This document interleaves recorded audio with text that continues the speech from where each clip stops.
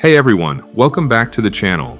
Today we're diving into one of the most life-changing books ever written, Atomic Habits by James Clear. Now let me ask you this. How many times have you set a big goal for yourself? Maybe you wanted to lose 10 kilos, or start going to the gym. Or maybe you dreamed of writing a book, building a business, or just waking up earlier. And in the beginning, you were motivated, you were excited. You told yourself, this time I'll stick with it. But after a few weeks, that motivation faded. You missed one day, then two, and eventually the habit slipped away completely. Sound familiar? If it does, don't worry. You're not alone. Studies show that 80 to 90% of New Year's resolutions fail by February, not because people don't want it badly enough, but because we've been taught to focus on the wrong thing. Here's where James Clear's Atomic Habits flips the script. It's not about chasing big goals. It's not about willpower. It's about small habits, tiny improvements, and building systems that compound over time. In this video, I'm going to break down exactly how habits are formed, why small changes matter more than big ones, and James Clear's 4 laws of behavior change that make good habits inevitable and bad habits impossible. And I promise you, by the end, you'll not only understand the theory, but you'll also have practical tools and step-by-step strategies you can start using immediately to improve your life. So grab a notebook because this one is packed with wisdom. Let's get into it. The fundamentals.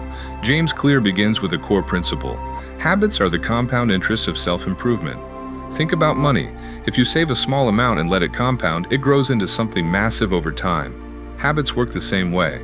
Small daily actions may seem insignificant today, but multiplied over weeks, months, and years, they transform your life. Let's put it in numbers. If you can get just 1% better each day, you'll be 37 times better by the end of the year. But if you get 1% worse each day, you'll almost hit 0. That's the power of compounding. It works for you or against you. The Plateau of Latent Potential. Here's why most people quit their habits too early. Progress in the beginning is invisible. Imagine you're trying to melt an ice cube. The room is at 25 degrees, then 26, 27, 28. Still nothing happens. At 31 degrees, the ice cube hasn't changed, but then you hit 32 degrees, and suddenly it melts. It wasn't the last degree that made the difference. It was the slow buildup of all the previous ones. Habits work the same way. Results often lag behind effort. You're building up potential, and one day, seemingly overnight, the breakthrough comes. James calls this the Plateau of Latent Potential. Most people quit in this phase because they don't see progress, but the truth is, the work is happening beneath the surface. Case study, British cycling. One of the best examples of compounding habits is the story of British cycling. For over a century, they were terrible. No Tour de France wins, no Olympic success. Other teams wouldn't even sell them bikes because they were afraid it would damage their reputation. Enter Dave Brailsford, a new performance director with a radical philosophy, the aggregation of marginal gains. Instead of looking for one big breakthrough, he looked for hundreds of tiny improvements. He redesigned bike seats for comfort, put alcohol on tires for better grip, tested new massage gels for muscle recovery, changed uniforms for aerodynamics, even hired a surgeon to teach the team proper hand washing so they wouldn't get sick. Individually, these changes looked trivial, but together they created massive momentum. Within 5 years, British cycling dominated the Olympics and went on to win 5 Tour de France titles in 6 years. The lesson? Success is not about giant leaps. It's about small habits, consistently repeated, compounding into extraordinary results. Forget goals. Focus on systems. Here's another big insight from James Clear. You do not rise to the level of your goals. You fall to the level of your systems. Think about it. Everyone has the same goals. Every athlete wants to win gold. Every student wants top grades. Every entrepreneur wants success. The goal itself doesn't separate winners from losers. What matters is the system. A goal is about the outcome. I want to lose 10 kilograms. A system is about the process. I will cook 1 healthy meal every day. Goals are about direction. Systems are about progress. If you want better results, stop obsessing over goals and start fixing the systems that produce them. Identity-based habits. And here's maybe the most powerful concept in the book, identity-based habits. Most people think change happens like this: outcome arrow, process arrow, identity. I want to lose weight, outcome. So I'll go on a diet, process. Then I'll be a healthy person, identity. But James says this is backwards. Real change happens when you flip it. Identity arrow, process arrow, outcome. I am a healthy person, identity. So I cook healthy meals and exercise, process. As a result, I lose weight. Outcome. See the difference? You're not chasing results. You're becoming someone new. Every action you take is a vote for the type of person you want to become. Read one page. Vote for I am a reader. Go for a run. Vote for I am an athlete. Save $1. Vote for I am financially disciplined. You don't need 100% of the votes, but every small habit is building your new identity, one action at a time. Law 1. Make it obvious. Every habit begins with a cue, a trigger that tells your brain it's time to act. Without a cue, the habit never starts. The problem is most people think they lack motivation when in reality they just lack clarity. The habits aren't obvious enough. Let's unpack this. Why cues matter more than motivation. We like to believe our behavior is driven by motivation, but in reality it's driven by what's obvious in our environment. Think about it. You didn't eat that cookie because you were hungry. You ate it because you saw it on the counter. You didn't scroll social media because you planned to. You did it because your phone was on your desk and a notification popped up. Our environment silently nudges us towards certain behaviors. And if you want to change your habits, you must change what's visible. Willpower doesn't last. Environment design does. Practical strategy. 1. Implementation. Intentions. One powerful way to make habits obvious is to use implementation intentions. This is where you define exactly when and where you'll do the habit. Not, I'll exercise more, but I will exercise at 7 a.m. in my living room for 20 minutes. The formula is, I will behavior, at time, in location. This makes the habit crystal clear, leaving no room for vague excuses. Practical strategy. 2. Habit stacking. Another way is habit stacking. This is where you link a new habit to something you already do automatically. For example, after I brush my teeth, I will floss one tooth.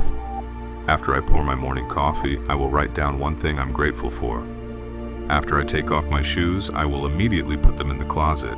Because your old habits are already cued automatically, they act as anchors for new ones. Practical strategy 3. Environment design.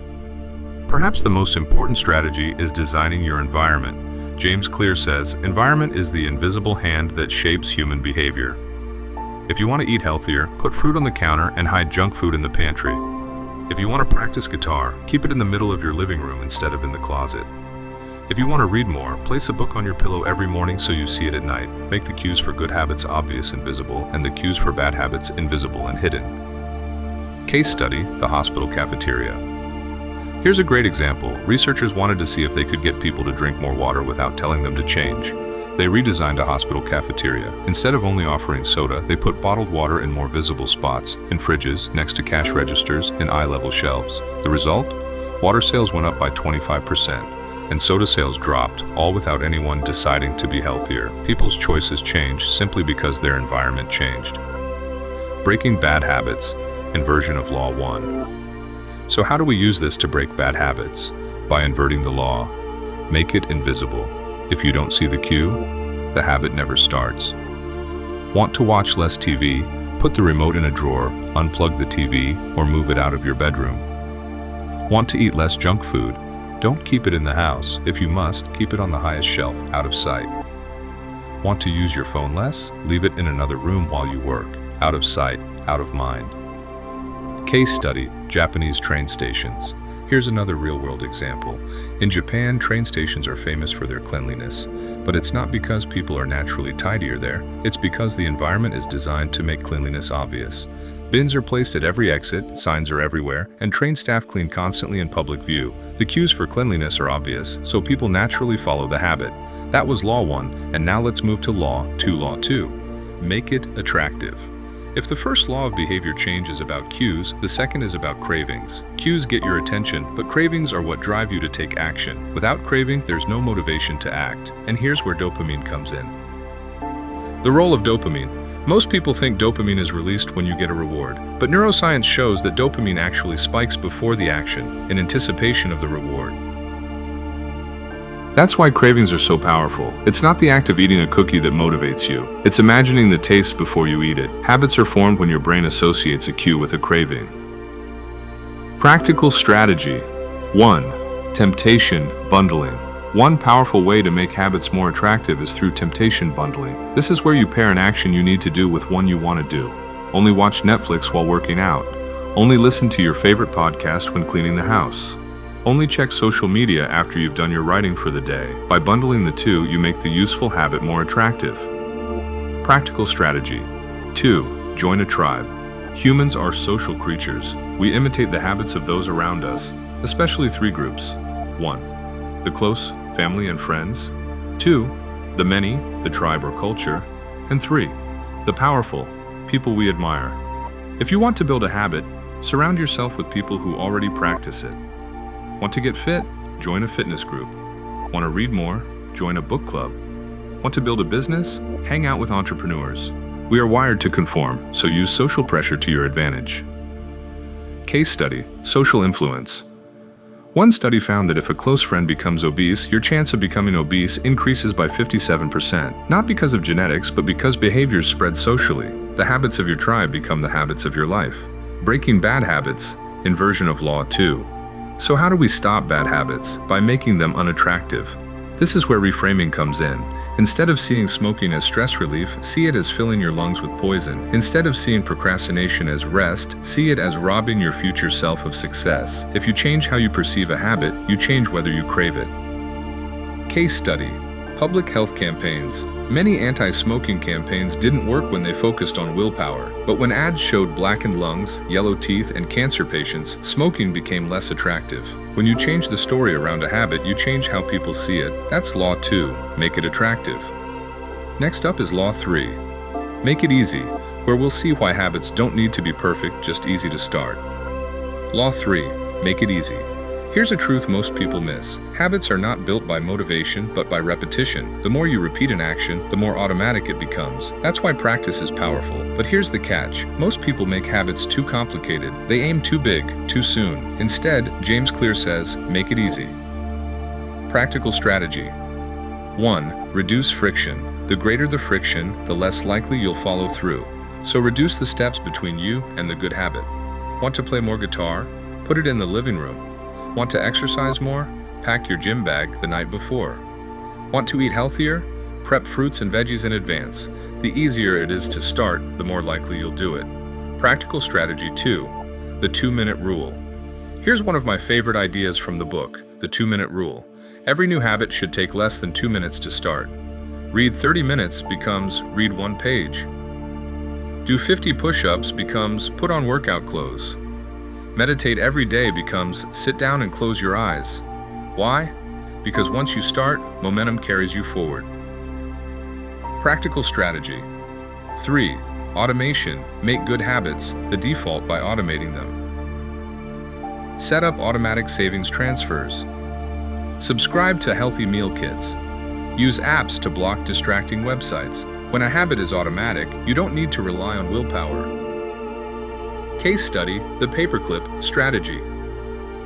One young stockbroker used a simple system to stay productive. He put 120 paperclips in a jar. Each time he made a sales call, he moved one to another jar. By the end of the day, the jars told the story. Either he hit his goal or he didn't. That tiny system kept him motivated, and he quickly outperformed his peers. Breaking bad habits, inversion of Law 3. To stop a bad habit, do the opposite. Make it difficult. Delete social media apps so you have to reinstall them every time. Unplug the TV after each use. Don't keep junk food at home. Make yourself go out to buy it. The more friction, the less appealing the habit. That's Law 3, make it easy. Now let's move on to Law 4, make it satisfying. The secret to making habits stick for the long term. Law 4, make it satisfying. The final law is about rewards. We repeat what feels good. The challenge with good habits is that their rewards are often delayed. Going to the gym today doesn't give you six-pack abs tomorrow, but bad habits usually feel good immediately. Eat a donut, instant pleasure. So how do we make good habits satisfying enough to repeat? Practical strategy. 1. Habit tracking. One way is tracking your habits. Humans love seeing progress. Cross off days on a calendar, check off boxes in an app, or use a journal. The visual proof of consistency feels rewarding and motivates you to keep going. Practical strategy 2. Don't break the chain. Comedian Jerry Seinfeld had a simple productivity rule. Write jokes every day and mark an X on a wall calendar. The goal? Don't break the chain. Over time, the streak itself becomes satisfying. You don't want to ruin it. Practical strategy 3. Accountability. Find an accountability partner. Share your progress with a friend, coach, or community. The social pressure and potential embarrassment of failing makes habits stick. Case study: The Habit, Contract. In the book, Clear shares the story of a man who wrote a contract with his friends. If he failed to stick to his diet, he would pay them money. The potential loss was so unsatisfying, he stuck to his plan and lost weight. Breaking bad habits, inversion of Law 4. To stop a bad habit, make it unsatisfying. Have a friend fine you if you smoke. Use apps that lock you out of social media if you exceed your limit. Announce your goals publicly. Failing in front of others feels painful. When failure hurts, you'll avoid it. That's Law 4. Make it satisfying. Now, let's put it all together and look at how to break bad habits and build good ones permanently. Breaking bad habits. Expanded. James Clear says breaking bad habits isn't about willpower, it's about reversing the 4 laws. 1. Make it invisible. Remove cues. Hide junk food, delete apps, keep your phone away while working. 2. Make it unattractive. Reframe it. Remind yourself of the downsides of smoking, procrastination, or overeating. 3. Make it difficult. Add friction, cancel food delivery apps, make binge watching harder. 4. Make it unsatisfying. Add consequences, bet money, use accountability, or tie pain to failure. Case study: Vietnam War and heroin. During the Vietnam War, about 20% of U.S. soldiers became addicted to heroin. But here's the shocking part. When they returned home, 90% of them quit almost immediately. Why? Their environment changed. The cues, triggers, and social context that fueled the habit disappeared. Lesson: it's not about willpower, it's about the environment. Advanced tactics. Once you've mastered the basics, Clear offers advanced strategies to keep improving. The Goldilocks rule. Humans stay most motivated when working on challenges that are not too easy and not too hard, but just right. This is why video games are addictive. They constantly keep you in that zone of manageable difficulty. Apply this to habits. Gradually increase difficulty so it stays engaging. Habits plus identity. Habits stick when they align with your identity. Don't just chase outcomes, embody the type of person you want to be. Instead of, I want to write a book, think, I am a writer. Instead of, I want to run a marathon, think, I am a runner. When a habit becomes part of your identity, it's no longer something you do, it's who you are. The downside of habits. Habits are powerful, but they can also lock you into routines. That's why it's important to reflect and review your habits regularly. Ask yourself, are my habits serving the life I want? Or am I stuck in autopilot? Conclusion. Let's wrap this up. The essence of Atomic Habits is this. You do not rise to the level of your goals. You fall to the level of your systems. Every small action you take is a vote for the kind of person you want to become. 1 page read equals vote for being a reader. 1 workout equals vote for being healthy. 1 act of kindness equals vote for being compassionate. You don't need perfection, you just need consistency. Small habits, repeated daily, compound into remarkable results. Thanks for watching this breakdown of Atomic Habits. If you found it helpful, make sure to like this video and subscribe for more book summaries and self-growth content. And here's my challenge for you. Pick 1 small atomic habit today. It could be 1 push-up, 1 page, or 1 glass of water. Start tiny, but start now. Because small habits don't just add up, they multiply. And over time, they can transform your entire life. See you in the next video.